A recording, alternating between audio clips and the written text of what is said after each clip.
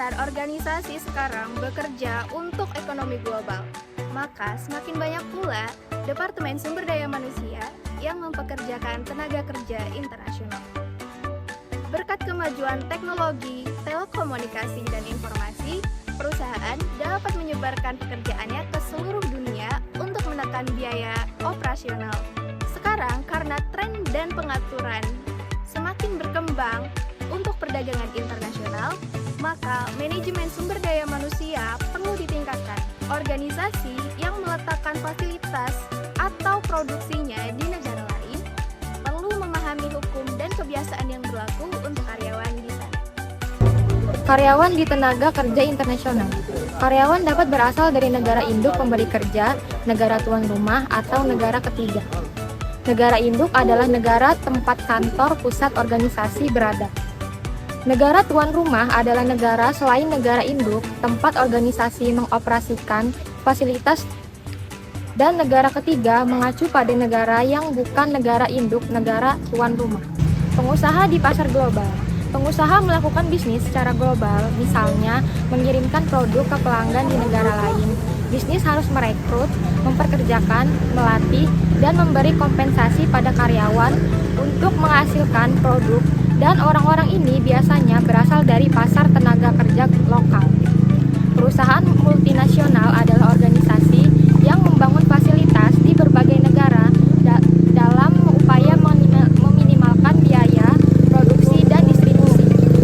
Organisasi global menempatkan fasilitas berdasarkan kemampuan untuk menghasilkan produk secara efektif, efisien, dan fleksibel menggunakan perbedaan budaya sebagai keuntungan. SDM transnasional yaitu jenis HRM yang membuat keputusan dari perspektif global dan didasarkan pada ide orang-orang yang mewakili berbagai budaya. Faktor-faktor yang mempengaruhi human resource management di pasar internasional adalah budaya, pendidikan, sistem ekonomi, sistem politik hukum. Lalu, budaya adalah bagaimana dunia bekerja dan apa pengaruh budaya. Bagaimana dunia bekerja dan cita-cita apa yang layak diperjuangkan. Pengaruh budaya dapat diekspresikan melalui adat istiadat, bahasa, dan agama. Tingkat pendidikan dan keterampilan. Secara umum, biaya pendidikan per siswa di negara-negara berpenghasilan tinggi lebih besar daripada di negara-negara berpenghasilan rendah. Yang selanjutnya ada sistem ekonomi. Sistem ekonomi suatu negara, baik kapitalis maupun sosialis, serta keterlibatan pemerintah dalam perekonomian melalui pajak atau kompensasi, pengendalian harga, dan kegiatan lainnya mempengaruhi praktik manajemen sumber daya manusia dalam beberapa cara. Sistem politik hukum, pemerintah, hukum dan peraturannya sangat mempengaruhi MSDM. Hukum negara sendiri biasanya mendikte persyaratan praktik-praktik HRM tertentu, seperti pelatihan, kompensasi, perekrutan, pemecatan, dan pemutusan hubungan hukum. Perencanaan sumber daya manusia dalam ekonomi global. Perencanaan sumber daya manusia adalah proses untuk memenuhi kebutuhan organisasi akan sumber daya manusia jangka panjang dengan mengidentifikasikan posisi kerja dan kebutuhan tenaga kerja. Tujuan dari proses ini adalah untuk membantu organisasi meminimalkan biaya dan risiko terkait dengan pengelolaan sumber daya manusia, serta memastikan ketersediaan tenaga kerja yang tepat pada saat yang tepat. Dalam proses seleksi karyawan di pasar tenaga kerja global, perusahaan harus memahami dengan sangat baik terkait dengan budaya dan sosial negara tersebut untuk menyukseskan proses seleksi karyawan di negara tersebut. Selain itu, para karyawan juga memiliki peran penting dalam kesuksesan karyawan di pasar global, terutama bagi karyawan tenaga asing, yaitu sebagai berikut. Yang pertama adalah kemampuan adaptasi dan komunikasi dengan sesama. Lalu yang kedua adalah dukungan dari keluarga.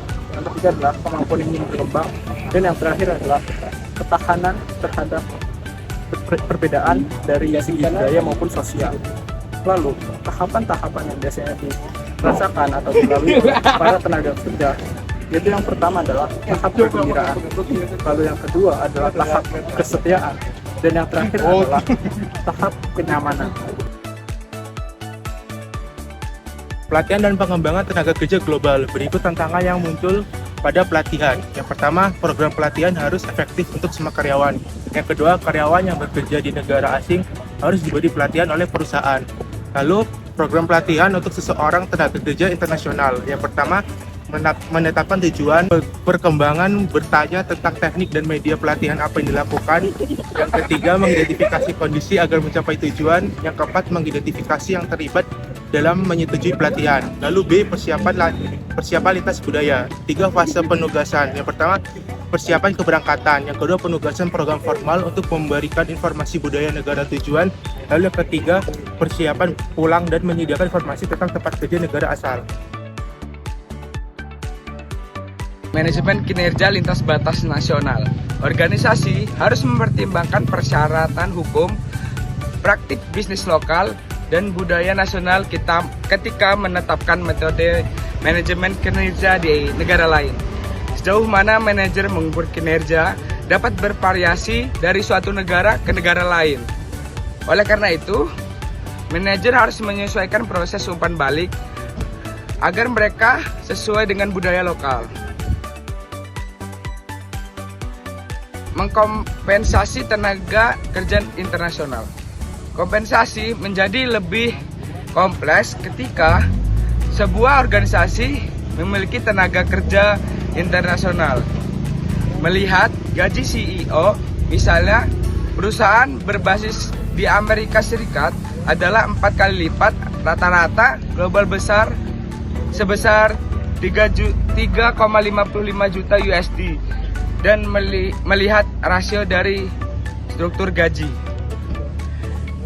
Gaji pasar dapat berbeda secara substansial antar negara dalam hal tingkat gaji dan nilai relatif pekerjaan. Hal ini menjadikan strategi kompensasi global penting sebagai cara untuk hubungan perburuan internasional. Perusahaan yang beroperasi melintasi negara seringkali perlu bekerja dengan serikat pekerja lebih dari satu negara. Bekerja dengan warga negara tuan rumah dapat membantu organisasi menavigasi perbedaan tersebut dalam hal gaya negosiasi. Mengelola ekspatriat. Memilih manajer ekspatriat ada 3 langkah. Yang pertama, kemampuan untuk mempertahankan citra diri dan perasaan sejahtera. Yang kedua, kemampuan untuk membina hubungan warga negara tuan rumah. Dan yang ketiga, kemampuan untuk mengatasi dan mengevaluasi lingkungan negara tuan rumah secara akurat.